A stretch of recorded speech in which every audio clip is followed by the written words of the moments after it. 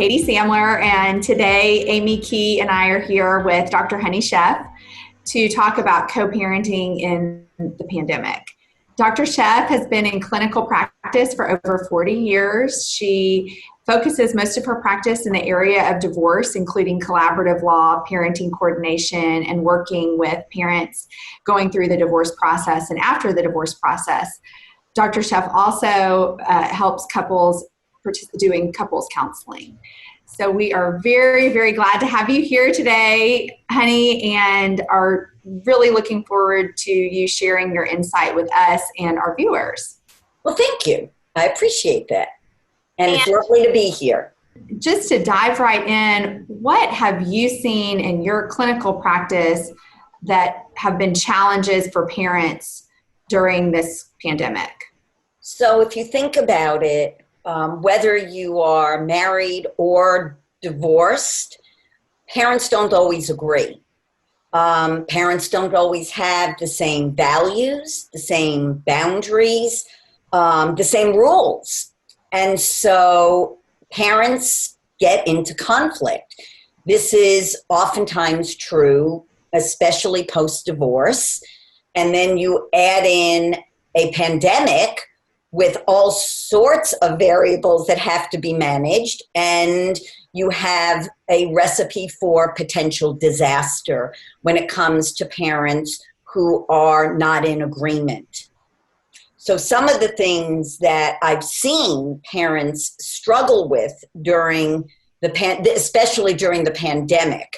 The most recent one, which probably doesn't come as a surprise, is around schooling. Right? Are the children going to go back to in-person school, or are they going to do virtual school? This is simply an extension of the challenges that parents faced in the spring around homeschooling and the conflicts. Dealing with the rules and the restrictions around the shelter in place, mask wearing, social distancing.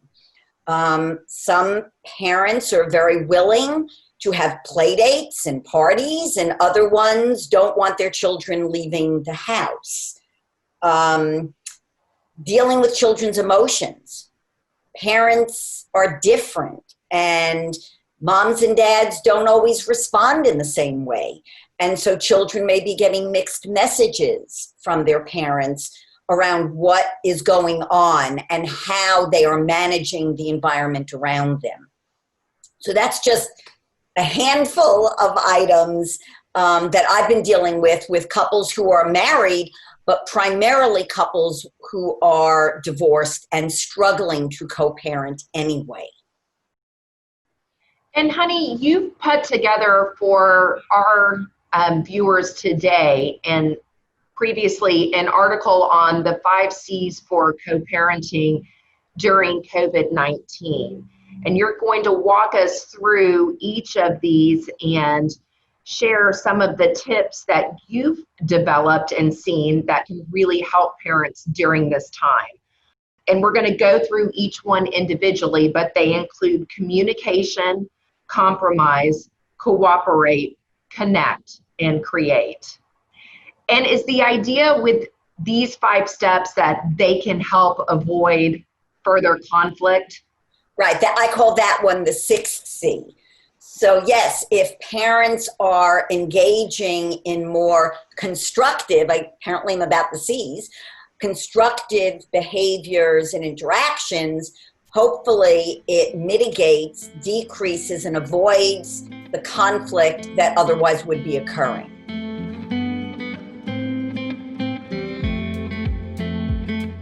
Well, let's dive right in with the first one, which is communicate. Can you tell us a little bit about that?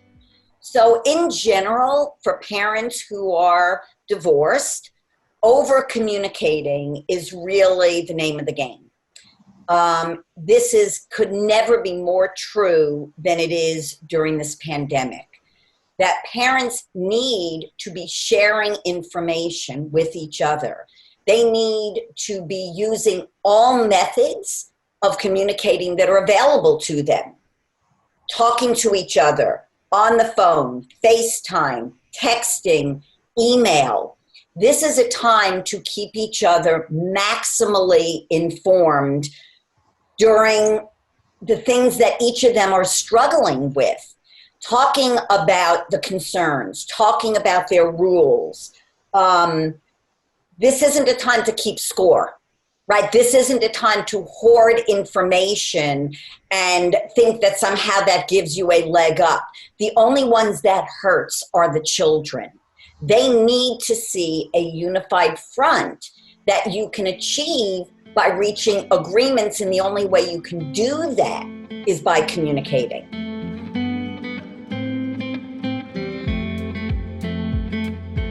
So, Honey, the next C you've listed is compromise. Could you tell our viewers a little bit about what you mean by that?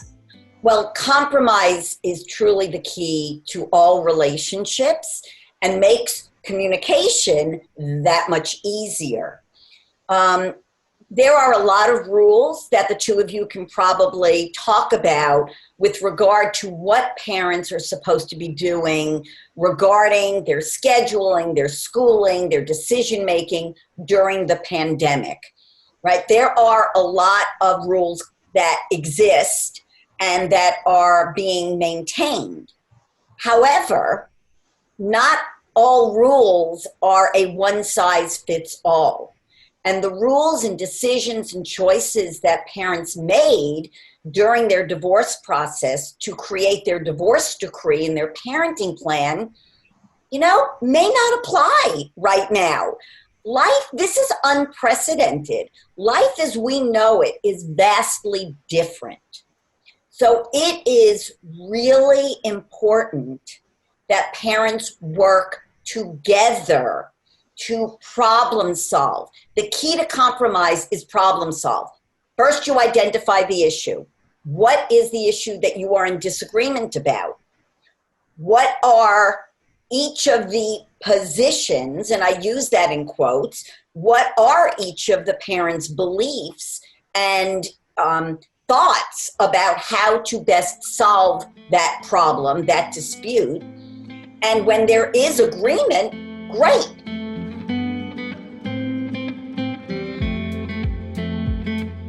The next C that we have on the list is cooperate, which seems to flow from the compromise as well. And we'd like to hear a little bit more about how co-parents can work on cooperating. My hope in this particular C is that a parent becomes what I call a yes co-parent. Can you help me out with this? Absolutely. Can I have an extra night or dinner with the kids because I'm really missing them and I'm just feeling so disconnected? Sure, absolutely. What night works best for you? Our decree says that our transitions should be in the morning. By the way, this one I actually got from a couple that I was working with. Our transition should be in the morning, right? Drop off at school is the transition. Well, could we move our transitions to the evening? Could we do that instead? Because I have to work from home, and having the kids here make it almost impossible for me to work from home. And you're not working at this point, and you are at home with the kids. And so the other parent goes, sure, absolutely. And there's no sense of weakness or giving in or losing time. That's not the issue here. The issue is what's going to work best by the two of you working together to help not only your children, but to help each other.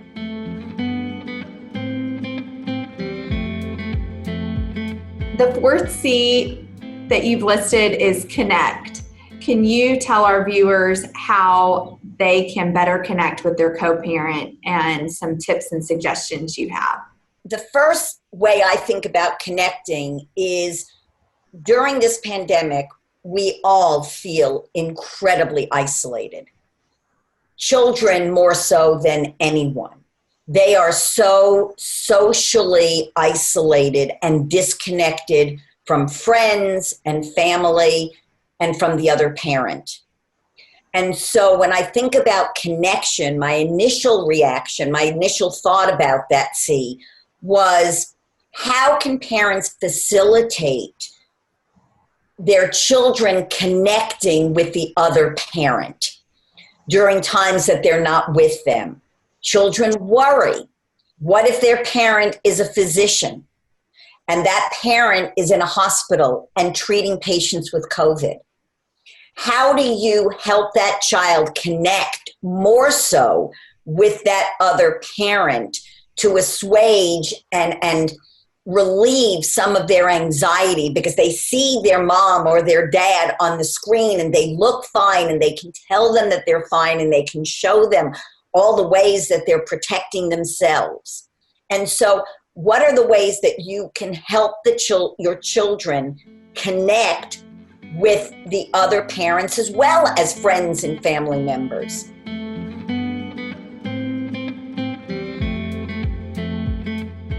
So for the final C, you have create. Can you tell us what that looks like for families? We tend to get stuck in our thinking. And what I'm asking people to do by being creative is to think outside the box. What are possible solutions that we could do that might be different, that may not follow the decree exactly, that will play to our strengths, that we can consider using? What are other people doing? Talk to friends. How are other divorced co-parents working together? What tips can they give you? What ideas are they sharing? I will tell you, I get the best suggestions from the parents that I work with. I get the most creative ideas. Things, I don't have all the answers, but when you work with as many people as I work with, you start to create a toolbox of different options that different couples are using. And so talk to friends. What are they doing? And then don't weaponize that.